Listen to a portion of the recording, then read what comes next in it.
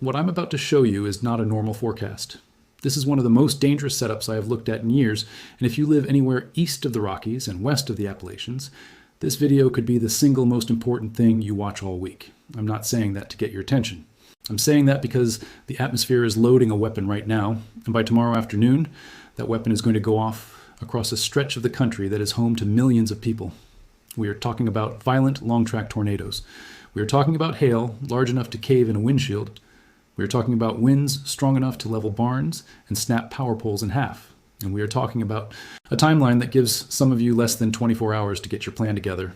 So don't scroll away. Don't put this in the background. Don't tell yourself you'll catch the update later, because later might be too late. Stay with me through this entire forecast, because I am going to walk you through exactly when this hits, exactly where it hits hardest, and exactly what you need to do right now to keep the people you love alive through it. Let's get into it. To understand how serious this is about to get, you have to understand how strange the last several days have been. We came out of a stretch of relative calm across the central United States, a lid of high pressure sitting overhead, keeping things quiet, keeping the worst of the storminess bottled up out west. A few clusters of strong storms rolled through parts of the mid-Mississippi Valley earlier in the week. A hail report here, a wind report there, nothing that made headlines.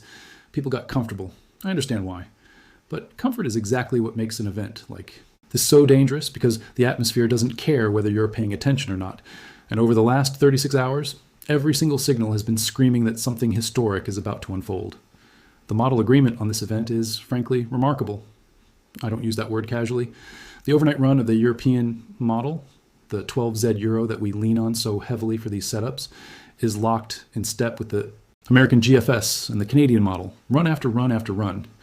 When three completely independent modeling systems built by three different countries all converge on the same violent outcome for the same day, you don't shrug that off. You take it as seriously as anything you'll see all year, and today I am taking it that seriously. So let's talk about what's actually fueling this, because the ingredients coming together right now are about as textbook and about as dangerous as it gets. The centerpiece of this whole system is a powerful upper-level trough that has been carving its way down the west coast for days, and it is now getting ready to eject out over the Rockies and slingshot across the plains. As that trough emerges, it is going to interact with a surface low that is going to bomb out in intensity as it crosses eastern Colorado and the Texas and Oklahoma panhandles. That low pressure center is going to act like a vacuum, pulling in warm, saturated air off the Gulf of Mexico on its southern and eastern flank, while dragging in cold, dry desert air from the southwest on its western flank. That collision zone, that seam between two wildly different air masses, is where severe weather is born, and the contrast building into tomorrow is about as sharp as I've seen this season. Dew points ahead of this system have already surged into the upper 60s and low 70s across parts of central and eastern Oklahoma, central and eastern Kansas, and northwestern Arkansas, and Gulf moisture is continuing to stream north tonight.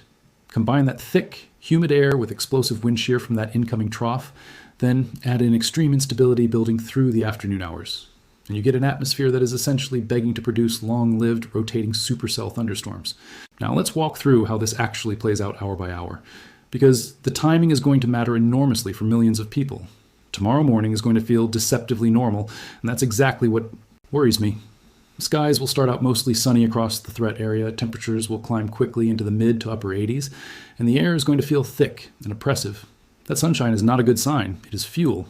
It is the atmosphere destabilizing itself hour by hour, priming the environment for violent storm development once the cap breaks in the afternoon. The first storms are going to fire. Along the dry line, that invisible boundary separating the moist Gulf air to the east from the hot, dry air surging in from the desert southwest. Dry line convection has a reputation for a reason. It produces some of the most violent, most photogenic, most dangerous supercells anywhere on the planet. And this setup is about as classic a dry line scenario as you can draw up. I expect initial supercell development by early to mid-afternoon across far western Oklahoma into the Texas panhandle. And these storms are not going to need time to get their act together. They could be severe almost from the moment they form, capable of large hail, strong low-level rotation, and tornadoes right out of the gate. As the afternoon wears on and that surface low keeps deepening, the severe threat is going to expand rapidly to the north and east. By late afternoon into the early evening, we're talking about the danger zone, stretching across central and eastern Oklahoma, essentially all of Kansas, southwestern Missouri, and northwestern Arkansas. This corridor is the bullseye This is where the atmosphere is most prime for discrete, long-track supercells capable of producing significant tornadoes. And if you live anywhere in this zone, I need your shelter plan finalized before the sun comes up tomorrow, not when the sirens start. As we move into the evening hours, my concern actually increases, not decreases. Storms are going to remain intense well after sunset. Visibility is going to drop, and nighttime severe weather is consistently more dangerous than daytime severe weather because people are asleep. People don't see the sky darkening, and warning response times go down. With this event likely persisting deep into the overnight hours across parts of the region, having a way to be woken up by a warning is not optional tomorrow night. It is essential.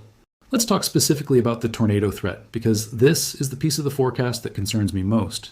The combination of extreme instability, strong deep layer wind shear, and exceptionally strong low-level shear, which is the ingredient most directly tied to tornado formation, is coming together in a way that supports not just tornadoes, but strong and potentially violent tornadoes. When we say violent, we're talking about EF4 and EF5 intensity, tornadoes capable of completely leveling well-built homes, throwing vehicles hundreds of yards, and stripping the ground bare along their path. I am not telling you every tornado tomorrow will reach that intensity. Most won't, but the environment is absolutely capable of producing that kind of tornado, and that possibility has to shape how seriously you prepare tonight. Alongside the tornado threat, the hail threat is going to be significant in its own right. Supercells in an environment this unstable are fully capable of producing hail 2 inches in diameter or larger. We're talking baseball-sized stones, with some of the strongest cells potentially producing hail even larger than that. Hail that size falling at full speed can shatter windshields, destroy roofs, total vehicles, and cause serious injury to anyone caught outside. If a warned storm is approaching your area, get inside, get away from windows, and stay there until it has completely passed. Do not watch from the porch. Do not film it from the driveway. Then there's the wind threat, which often gets overlooked next to tornadoes and hail, but can be just as destructive across a much wider area. Along and behind the cold front tied to the system, a strong squall line is going to develop and race eastward through the overnight hours.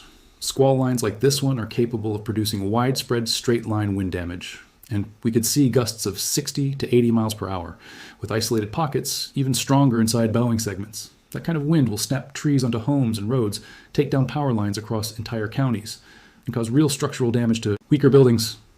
Widespread power outages are a real possibility with this event, and in some of the hardest hit areas, restoration could take several days. This event doesn't just end when the main line pushes through either. The day after, I'll be watching the Tennessee and Ohio valleys closely, as the trailing boundary interacts with whatever instability and moisture remains in its path. Strong to severe storms will be possible across Tennessee, Kentucky, Indiana, and Ohio, primarily as a wind threat, though a few tornadoes and pockets of large hail can't be ruled out, especially during the early afternoon hours before the front clears through. And looking further ahead, the broader pattern is not calming down. Another system is already organizing out west, and it looks likely to bring yet another round of severe weather to the Central Plains and Mississippi Valley by the end of the week. This is an active, dangerous stretch, and it isn't over after tomorrow.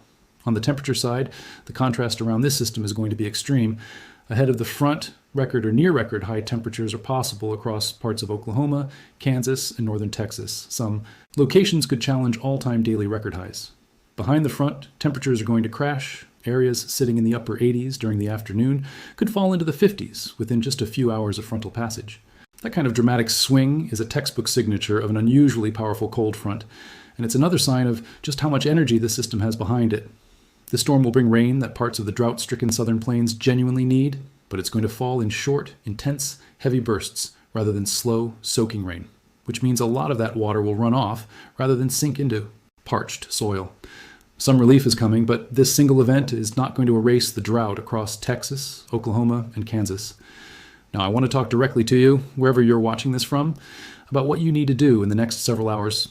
If your area was mentioned anywhere in this forecast, treat this as your warning to prepare right now, not tomorrow morning. First, identify your safe shelter location tonight. A basement is ideal. If you don't have one, find an interior room on the lowest floor, away from all windows and exterior walls, and know exactly how to get there in the dark. If you live in a mobile home, arrange somewhere sturdier to shelter during the event. Mobile homes are never safe in a tornado, no matter how well anchored they are. Second, put together an emergency kit tonight. Water, non-perishable food, a flashlight with extra batteries, a battery-powered or hand-crank weather radio, any needed medications, important documents, and a basic first aid kit. Third, Make sure every person in your household, including kids and elderly family members, knows the plan and knows exactly where to go the moment a warning is issued. Fourth, charge your phone fully tonight and confirm your wireless emergency alerts are turned on so a middle-of-the-night tornado warning can actually wake you up. And fifth, stay informed tomorrow. Follow your local HAZA, National Weather Service office, watch your local meteorologists, and keep this channel open for updates as the situation develops through the day. This is a genuinely dangerous setup, and it deserves to be treated that way. But I also want you to walk away from this video feeling prepared, not panicked. When your shelter is identified, when your kit is ready, when your family knows the plan, and when you're staying informed, you have done everything within your power to keep the people you love safe through whatever tomorrow brings. We will be tracking the system closely through the night and through tomorrow, and we'll have updates the moment anything changes. Make sure you're subscribed with notifications turned on so you don't miss those updates when they matter most. You can also follow us on Facebook and Twitter at MaxVelocityWX for real-time information between videos. Thank you so much for watching. Please share this with anyone you know in the path of this system, and as always, stay safe out there.